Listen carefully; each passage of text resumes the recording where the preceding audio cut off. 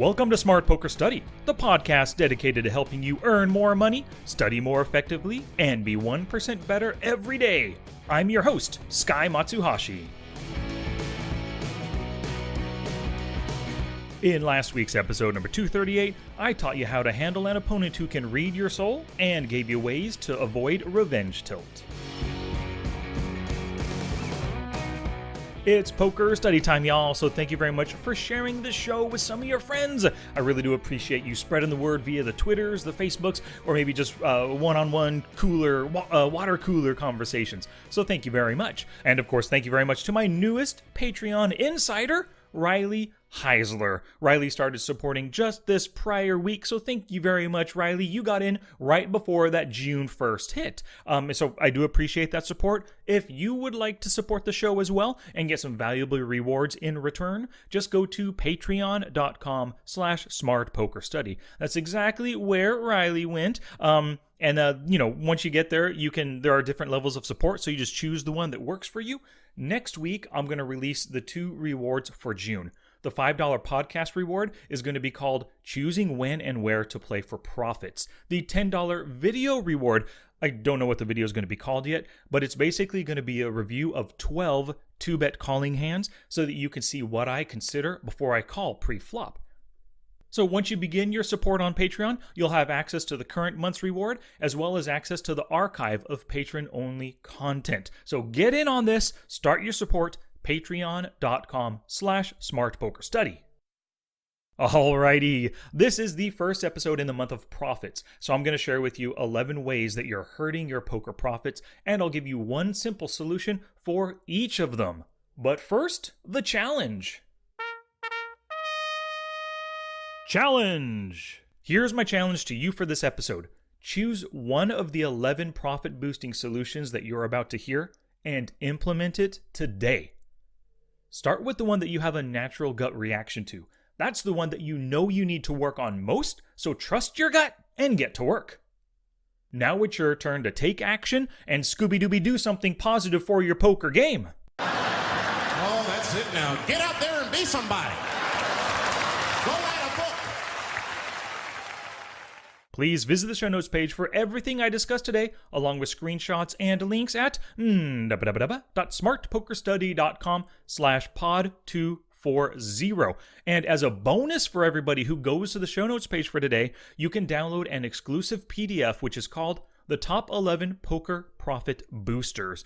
Now, this worksheet condenses the 11 concepts that I'm discussing today, and it gives you the simplest strategies that you must implement to earn more profits on the felt. So once again, go to the show notes page, smartpokerstudy.com/pod240, and fill out the box at the top of the page for your free download.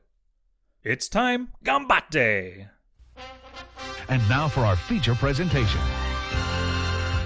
Most of my students come to me as losing players, but they don't know why they're losing. We go through their database and we find different leaks to plug and various skills to develop. So, an important question that they could be or should be asking is, why am I losing? Even if my students don't ask me this question, this is the question that I answer over and over again throughout our one-on-one sessions. So, in today's podcast, I'm going to answer this question, why am I losing? I'm going to answer that 11 times over and share with you one simple solution for each of the answers. Now, with each answer, I'll go into a little explanation of the problem, and then I'll give you my simple solution. When I say simple solution, that doesn't mean it's an easy solution. It might be a solution that contradicts your natural on-the-felt tendencies, or it might be a solution that takes a lot of time or maybe a lot of practice to implement. But I do call them simple solutions because it's the one thing that is going to make the biggest impact to your poker profits. So let's get to it, the 11 profit-boosting solutions. Now, problem number 1 is that you are playing too many hands. So the more hands you play, the weaker you are on the flop. Now, I know, folding a lot pre-flop can be boring, but embrace the fold. The loosest players are the losingest players. So here's your simple solution. Fold more often pre-flop. If you need more justification for this, listen again to episode number 230, where I discussed Waiting for Straighters by Tommy Angelo. Problem number 2, you undervalue the power of position. You've heard me go on and on about having position in the podcast almost every episode, it seems, right? The reason for this is position is the most important advantage to have at the table. If there was one thing, like one magical thing that you could implement that would lead to winning poker, it would be to be seated on the button for every hand that you are ever dealt. I know that's impossible, but we can all dream, right? So here's your simple solution. Strive to play in position as much as possible. Call less frequently out of the blinds, 3-bet more often from the cutoff and the button, and raise it to a size in the earlier positions to get everyone else to fold and only the blinds to call. Problem number 3, you don't play enough poker. Now, this is tough for live players, but not for online players. You need to put in enough volume to get beyond the variance that's inherent in poker. The more you play, the more the math will favor your positive EV decisions, and you're more likely to end the week or the month a profitable winner. So here's your simple solution. Put in more volume. Strive for 5,000 hands or more per month. Problem number 4. Once again, we're answering the question, why am I losing? One of the answers is you don't do the work. So most of your time is spent playing poker, and this is your opportunity to practice the strategies that you're learning. But if you're not working off the felt to improve your strategic understanding of the game, where are your new strategies coming from? I know you want to become a better 3-bet bluffer, you want to c-bet more effectively, and you want to use better bet sizing. So here's the simple solution. Spend time off the felt studying. Watch videos, read articles, and listen to podcasts about the strategies that you want to use. Take notes and purposefully practice what you're learning. Problem number 5, you call too much. We know that aggressive poker is profitable poker, and passive poker is basically like playing bingo. You look down at your 2-hole cards, you call pre-flop, and you're relying on hitting a hand on the flop, on the turn, or the river. But when you throw out the bet or the raise instead of calling, you've now given yourself fold equity and an additional way to win the pot. So here's the simple solution. Get more aggressive with bets and raises in order to get your opponents to fold, and stop relying on hitting your hand. Problem number 6, you 3-bet way too small. Your pre-flop 3-bet is intended to do one of 3 things. Either take the pot down by making everyone fold, or gaining value from your strongest hands, or isolating a weak open raiser, who you can take advantage of post-flop.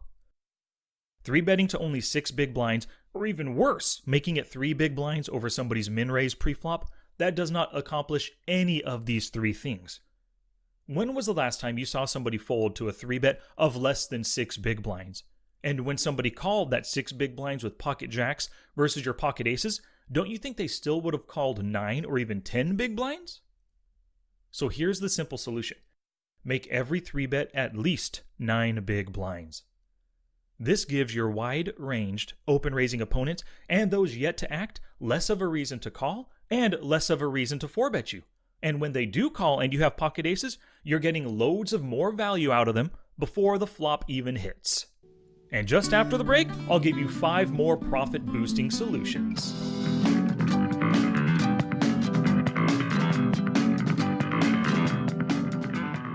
So a few shout-outs today. The first goes out to people who purchased the Finding and Plugging Leaks with Poker Tracker 4 webinar. This was John Walsh, Johan Cederlund, Al Matthews, Mark Remnant, Gabriel Sampson, Frank Tanner, Half Day, Kevin Summers, Tim Palumbo, David Ridge, Vidar Sorensen, Michael Kanzer. Thank you very much all for purchasing that Finding and Plugging Leaks with Poker Tracker 4. I know we covered a ton of stuff. It ended up being a 90-minute webinar as opposed to just my original plan of 60, but I think and I hope for you that it was super valuable. So thank you very much. And if you want to get that webinar for yourself, just go to the show notes page. You can find a link to it towards the bottom of the page.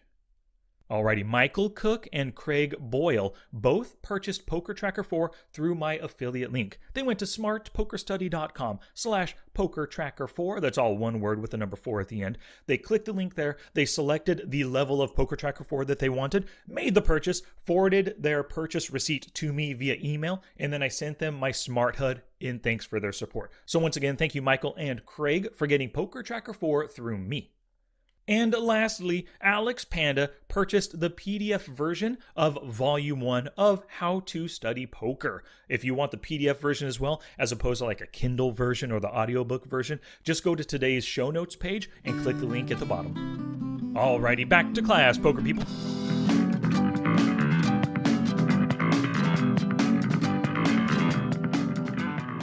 So let's get back to it. I've got 5 more problems and 5 more simple solutions for you. Once again, we're answering the question, why am I losing money? Number 7 is you aren't capable of folding even when you know you're beat. So why can't you get it through your head that when your opponent bets big or raises on the turn or river, they only do this with a very strong hand? Think about how you play. How frequently do you bluff the turn or river with large bets and raises? For most of us, it's not often at all. I know you want to confirm your read while at the same time you hope your top pair hand is good on that 3 flush or the 4 straight board. But stop hoping and stop calling to confirm your read. Here's the simple solution. Trust your gut and fold when you believe you are beat. You've already confirmed your read hundreds if not thousands of times in the past by making poorly timed calls or poor calling decisions. Let those prior confirmations help you see the truth that your reads are good and be content that your fold in this situation right now is the best play. Problem number 8, you don't c-bet enough. C-betting allows you to take down a lot of small pots pre-flop. On the flop, and these pad your win rate. Now, you were the pre-flop raiser, so they know you can be holding a monster hand. I want you to represent that big hand by throwing out a c-bet on hard-to-hit boards more often. Now here's the simple solution. C-bet more often when you're in position on hard-to-hit boards and when your opponent has a folding tendency. Problem number 9, you always bet half pot. Players don't think twice about calling half pot bets nowadays. Everyone has been trained to see that half pot bet as a cheap bluff, so they don't work as often. Here's the simple solution. Start using a larger 2/3 pot or greater bet sizing. This will gain you more value when you have that really strong hand, and it will gain you more frequent folds when you're bluffing. And if they fold versus your nutted hand, so be it. Any winning pot is a good pot. Problem number 10, you chase poor draws. So you know you shouldn't be calling with that undergutter on the turn versus a tight player. You know you shouldn't be set minding in a 3-bet pot with only a 30 big blind stack. You know you shouldn't call a 1.5 times pot raise with an open-ended straight draw. You know these things, yet you still chase poor draws and you often pay too much in the process. So here's the simple solution. Use outs and odds math to determine whether or not to chase your draw. And if you need help with this, go back and listen to episode 138 for more on using outs and odds math. But everything boils down to, if you're drawing to a hand, in order to make a profitable call, the bet has to be small enough so that your chance of hitting the hand is greater than the odds you're paying to see the next card. All right, the final problem, number 11, the answer to the question of why am I losing money? You blame others for your losses. So it's always somebody else's fault, right? The dealer, the cards, your idiot opponents, maybe the poker site that you're playing on. That site is against you. They want you to lose. Well, there are so many things to blame for your losses, but the number one perpetrator is yourself. You're the one who got frustrated because you were card dead and you spewed your stack with Jack-8 suited. You're the one who tightened up too much on the bubble in hopes that the short stacks will bust. Then you bubbled when you got down to 3 big blinds with Ace-8 offsuit. Did you play until 2 a.m.? Yep, you made that choice. You're the one who played with Game 5 of the World Series on television. And you're the one who chose to play 10-8 suited from under the gun, and you barreled 3 streets with your busted flush draw and lost to a second pair hand. Here's the simple solution. take responsibility for your losses and work to figure out what you can do to correct your issues. No more playing the victim. The Lord works in mysterious ways, don't I? A good day. Bye. Bye, Yukio. This episode isn't complete until you head to the show notes page at smartpokerstudy.com/pod240. Go there for screenshots and links and to discover ways in which you can support the podcast to keep me keeping on. And remember, that bonus PDF called The Top 11 Poker Profit Boosters can be found in the show notes page.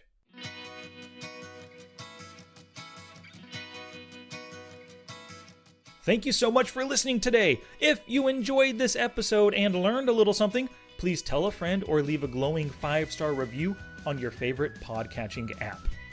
If you can type or say the words Smart Poker Study, you can find me on Alexa, YouTube, Facebook, Twitter, and Twitch. Alrighty, poker peeps, in the next episode, number 241, I'll dive deep into the 3 things that you must begin doing off the felt to improve your skills and make more money. Word of mouth is the best advertising, so thank you very much for sharing the show with other poker people. Your sharing and caring is what helps us grow. Until next time, study smart, play much, and make your next session the best one yet.